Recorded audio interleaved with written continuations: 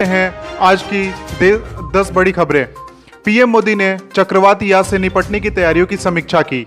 उन्होंने अधिकारियों से यह सुनिश्चित करने के लिए राज्य सरकारों के साथ उचित समन्वय और योजना सुनिश्चित करने के लिए भी कहा कि कोई बाधित प्रवासी डॉक्टर पेशेवर ग्रामीण भारत में फैले कोविड-19 का मुकाबला करने के लिए प्रोजेक्ट मदद शुरू ना करे। प्रोजेक्ट मदद इस मिशन के साथ बनाया गया है कि स्थानीय स्वास्थ्य कर्मियों और पंजीकृत चिकित्सकों की उचित शिक्षा और प्रशिक्षण ग्रामीण भारत में फैले कोविड-19 को नियंत्रण करने में मौलिक होगा। यह कोविड के कारण होता है अस्पतालों में इलाज और टीकाकरण। आइडियल होना बंद करो, बातचीत फिर से शुरू करो। 12 विपक्षी दलों ने किसानों का समर्थन किया। 26 मई को विरोध का आह्वान।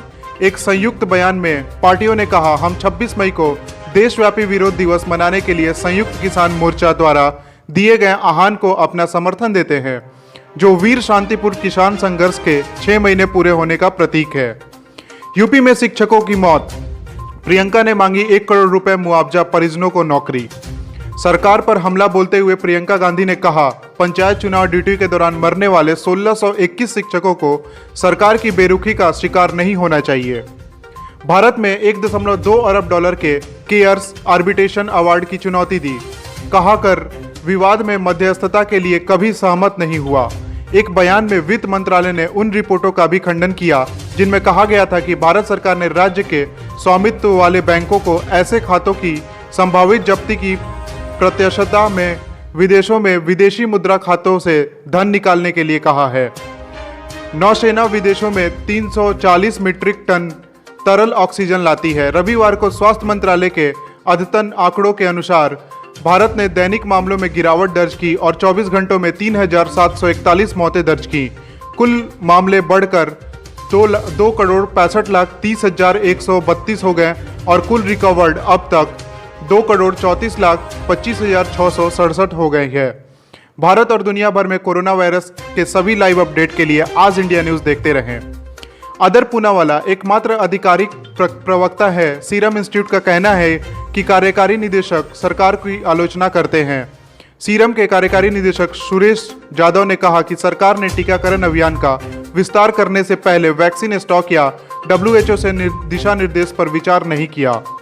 चक्रवात यासों का जवाब देने के लिए विमान युद्धपोत स्टैंड बाई पर। चक्रवात तौकता के बाद अरब सागर में बचाव और राहत प्रयासों में केंद्र में रहने वाली नौसेना की पूर्वी तट पर संभावित स्थिति का जवाब देने के लिए ओवरड्राइव में स्थानांतरित हो गई है। रक्षा मंत्रालय ने कहा कि चक्रवात यास के प्रभाव को कम करने के लिए सशस्त्र बलों ने तैयारी शुरू कर दी है। उपायुक्त जम्मू कश्मीर में कोविड से संबंधित कार्यों के लिए सभी कर्मचारियों का उपयोग करने के लिए अधिकृत है।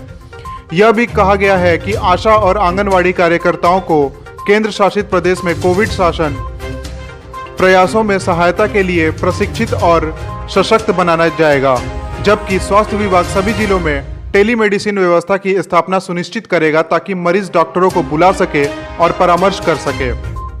हरियाणा लॉकडाउन 31 मई तक बढ़ा, प्रतिबंधों में ढील। AIN की रिपोर्ट के अनुसार हरियाणा सरकार ने 31 मई तक कोविड-19 वृद्धि को रोकने के लिए लॉकडाउन बढ़ा दिया है। इस बार कुछ प्रतिबंधों में ढील दी गई है। देश और दुनिया की बड़ी खबरों को जानने के लिए हमारे फेसबुक पेज और यूट्यूब चैनल को सब्सक्राइब कीजिए।